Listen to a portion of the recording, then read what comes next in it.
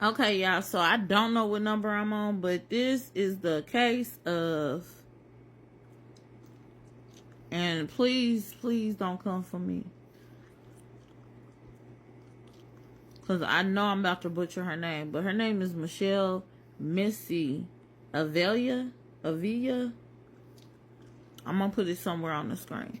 So she grew up in California, and she had a friend since she was 8 years old, and this is her friend. So this is her friend. Her name is Karen Severson, and this is Michelle, but she ain't go by Michelle. She went by Missy. And I'm sorry if I jacked her name up. I don't mean to disrespect her in no way. And they had been cool since they was like 7 or 8 years old. Like, they was locked in. Now, how they ended up getting cool is when Missy moved on the block, motherfuckers used to fuck with her. And Karen was like, nah, ain't none of that going on. So she used to protect Missy. And Missy was like, oh, shoot, my personal bodyguard. And ever since then, they was pretty much inseparable. But what happened is the girls started growing up. They started growing up. They started moving in different directions. And Karen basically had a baby. She had a baby. She had more responsibility. They was in high school at this point. And Missy started getting more attention. You know, she's young. She's pretty. Whatever the case may be. Well, Karen started feeling some type of way. And she noticed, like, okay, me and Missy is not kicking it like how we used to be kicking it. And why is she getting all of this attention? Yeah, I'm not liking this. I'm not understanding this. Well, during, I think, their junior year, Missy ends up getting this boyfriend named Randy. Now, he was just kicking it a little too much for Missy's taste, so she, like, kicked him to the curb. Well, that meant he was fair game, and Karen just decided to date him. They ended up moving out, getting a place together, whatever the case may be, living that house life, playing house, but in real life. So he still had a thing for Missy, so he grabs her, she falls in the lap, and she shake him off like, get off me, I don't really want to fuck with you no more, homie. But by then, the damage was done. You know, Karen seen that shit, and she confronts her, and she like, well, I don't really want him, and I don't really think you should date him neither. Well, that didn't really go too well, because Karen like, how are you gonna tell me about my dude? So she stops talking to Missy. Now, hold on, let me back up. Now, by this time, Karen has started kicking with this girl named Laura Doyle. Now, Laura Doyle didn't like Missy neither. Like, she really didn't care for her at all. So what they did at this point, they Karen and Laura started spreading these rumors about Missy, calling her all type of promiscuous, saying that she was hooking up with this dude, that dude. So at this point, girls started picking on Missy again. She was having like a really tough time.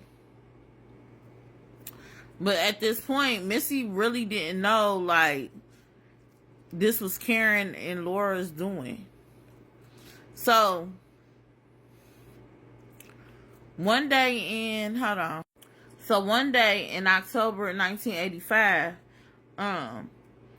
Missy heading out. Her mama like, where you going? I'm about to go kick it with Laura.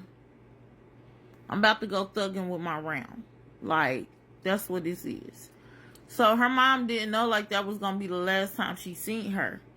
So she goes out, she pulls off with Laura. Laura drives, whatever the case may be. Missy did not know like this was like a setup.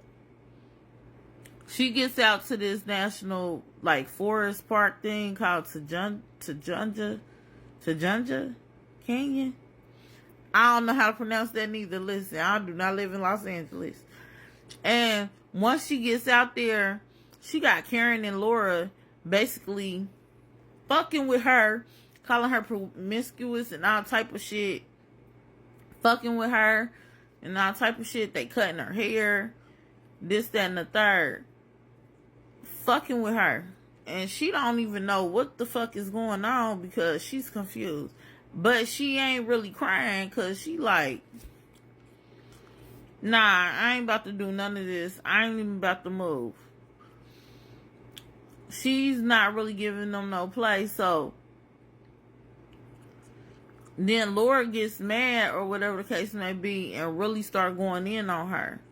And at this point, she looking at Karen like, you really about to let this really go down?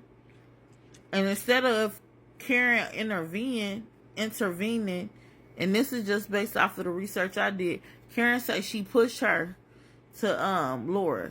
And Laura basically takes her and holds her down under the water. Basically holds her down under the water. And then they take a log and they keep her submerged under 6 inches of water. So then they go on about their business. Now, a couple of hours has passed at this point.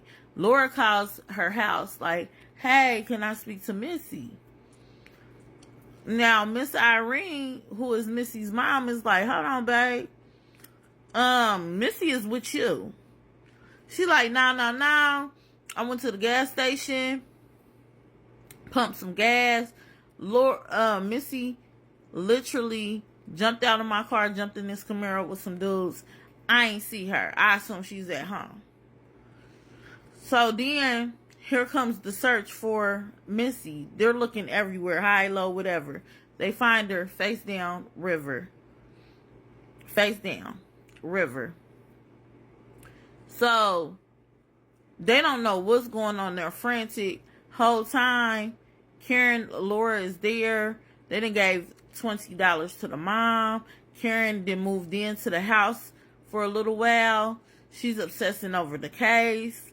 She's trying to make sure the mom has no reason to ever think that it's these two girls. Ever think that it's these two girls. They're being so supportive. They went to the funeral. They're just helping out the family. And Karen is like, I felt like it was my duty to help. Because I didn't know them. That was my friend. It is what it is. They didn't find out until 1988 that they had something to do with it. The case went cold. And it's because they opened their mouth and told. Then they got charged in 1990. And then got charged 25 years.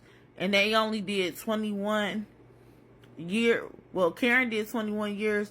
And Laura did 22. And the fucked up part about this whole shit is Karen can actually profit off unaliving this girl. So right now in back in 2015, the family was trying to stop that.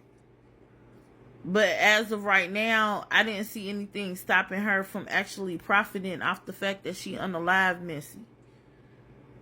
So, yeah. That's basically like what's going on, y'all. I know this video is a little long, but I try to keep everything in one video, man. Rest in peace, Missy. Yeah, I'm going to try to keep these videos going. That is a very sad case. She knew that girl since she was 8 years old, and that girl literally unalived her because she thought that Missy was better looking, was getting way more attention, and she just took her out. And they plotted on it. Went to jail for 2nd-degree murder. Red rum. My bad. Crazy world.